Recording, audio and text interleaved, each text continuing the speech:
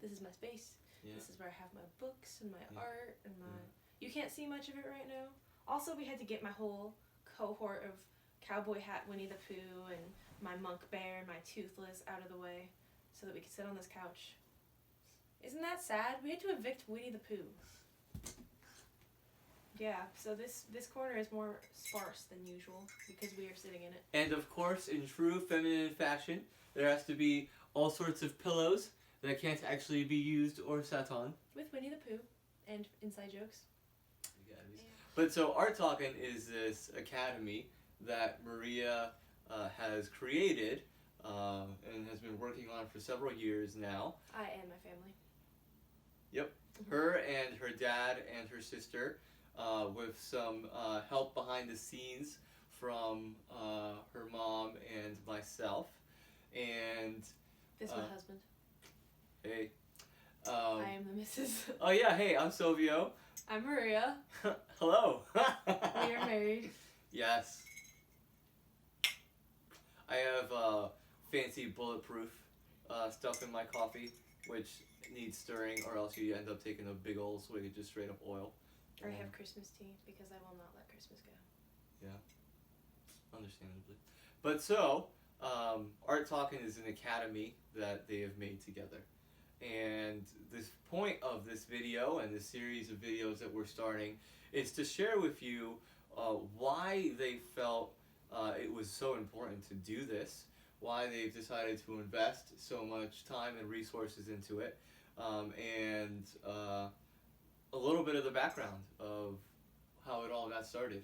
And so today we're going to be sharing that backstory. What inspired Art Talkin' to be made in the first place?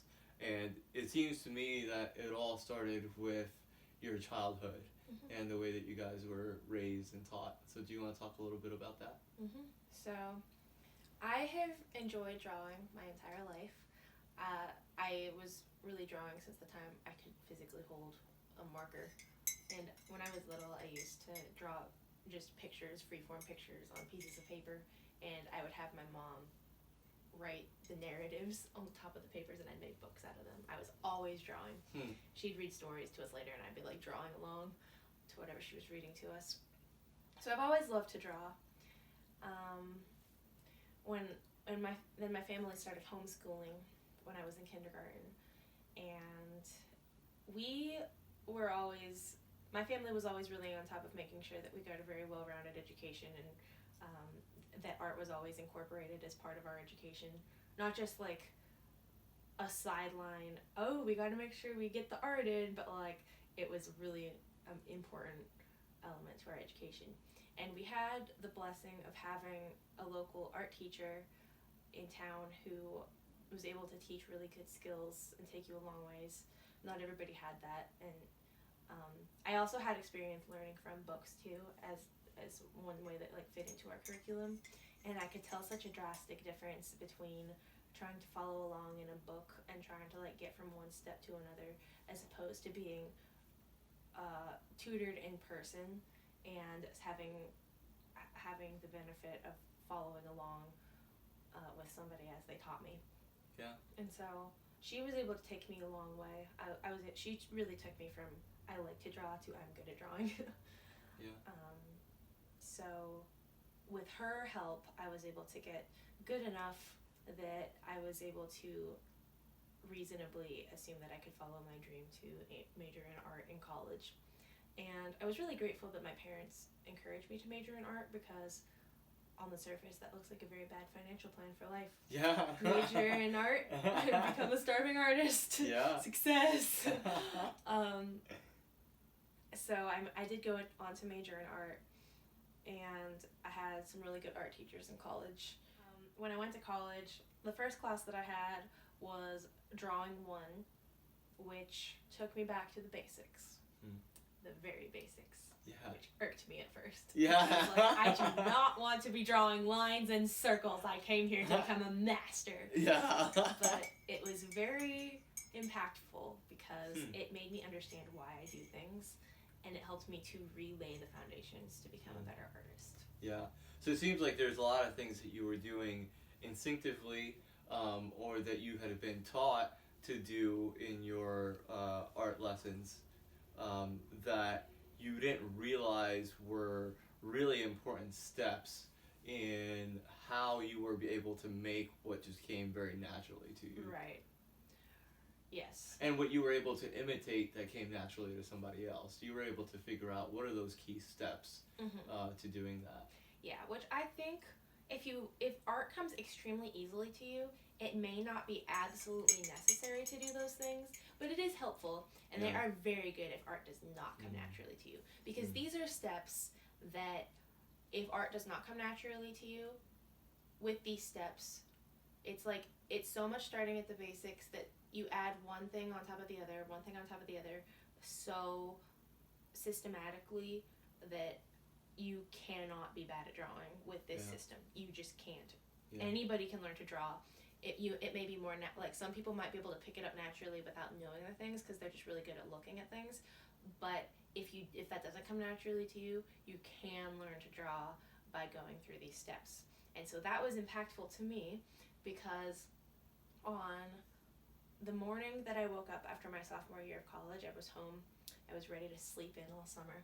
My dad wakes me up early and he's like, "You are starting an art education business." And I'm like, "No, I'm not. I'm going to sleep." Yeah, so you go to an artist during the summer when she's expecting to relax, and you say to her, A, you're going to be a teacher, and B, you're going to be a businesswoman. So Maria was not into this idea at all. No, I am a... express myself. I am not a business as normal through the summer or whatever. Yeah. But anyway, it wasn't normal either. So like that summer we started building the art business. But the reason that we did was because we, as a homeschooling family, got to see up close how difficult it is for homeschoolers to teach art from the home. A lot of subjects are really easy to teach from the home because there's so many really good resources out there that, like, if it's a history book, you just read the history book. Like, it's really well written in a way that you don't really need to know anything to teach it. It's all in there. Yeah. Or with a math program, it's either well written or that might come with videos that you can watch that's a really smart math teacher who knows his stuff that you can go off of him.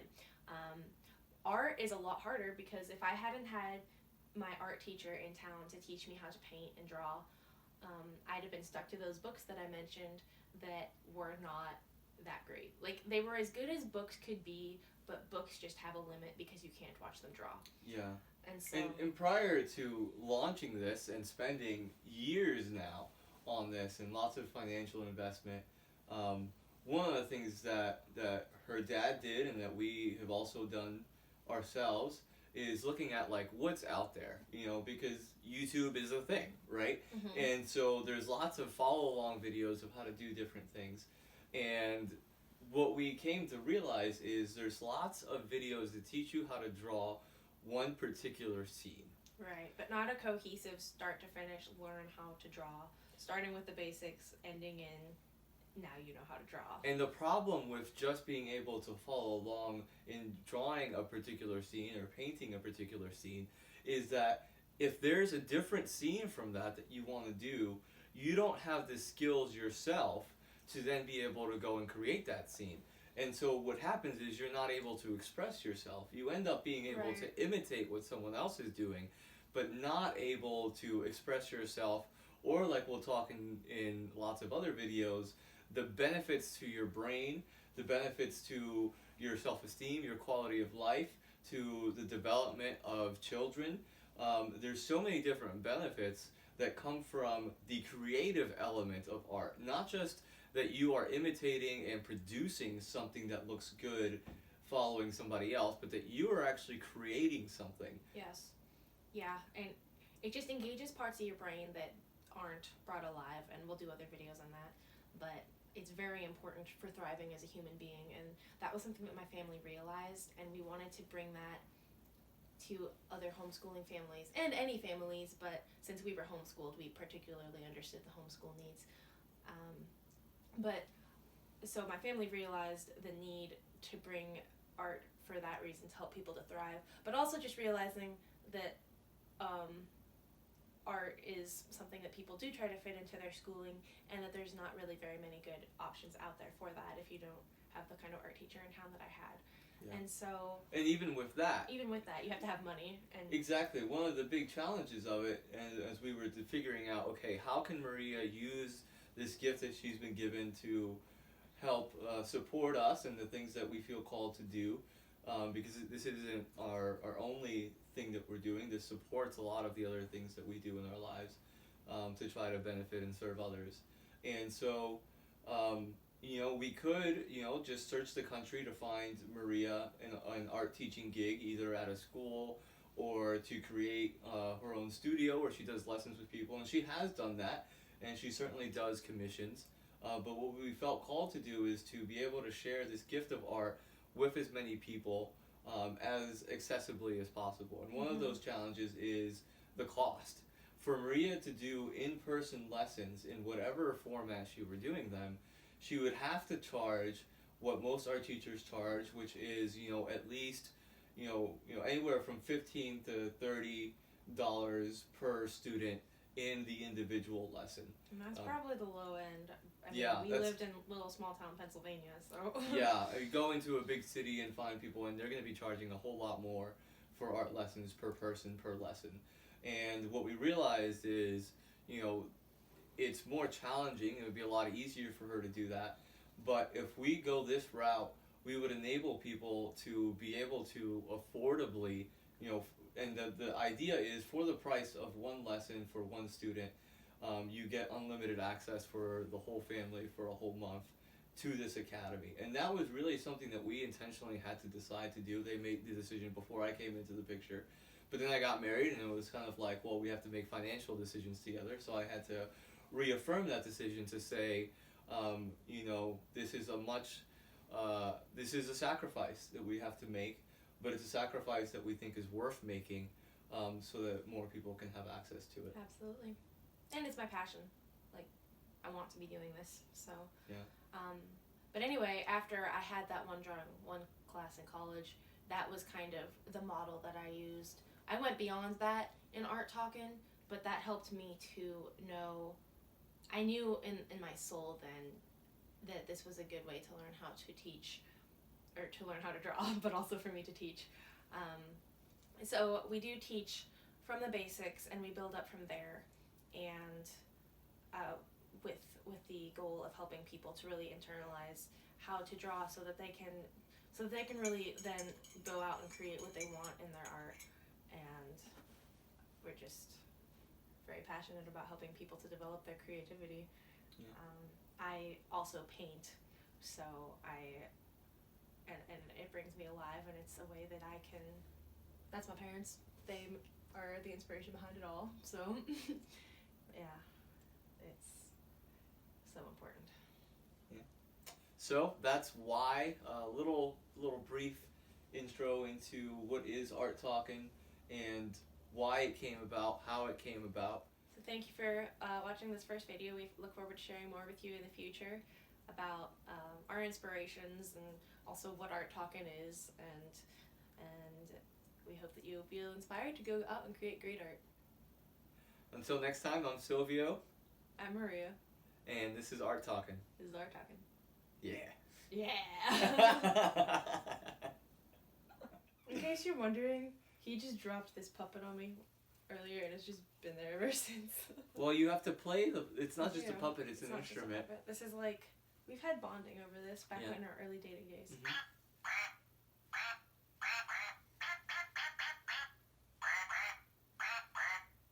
Oh, it's starting a new song.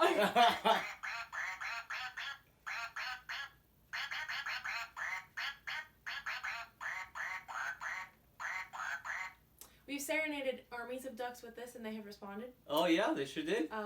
This has been my traditional wake up my friends in a horrific fashion during sleepovers all my life. Yep, so you're just sleeping in this log cabin that's dark and a little bit cold, and all of a sudden it's morning time, and there's just this big duck head singing nursery rhymes at you.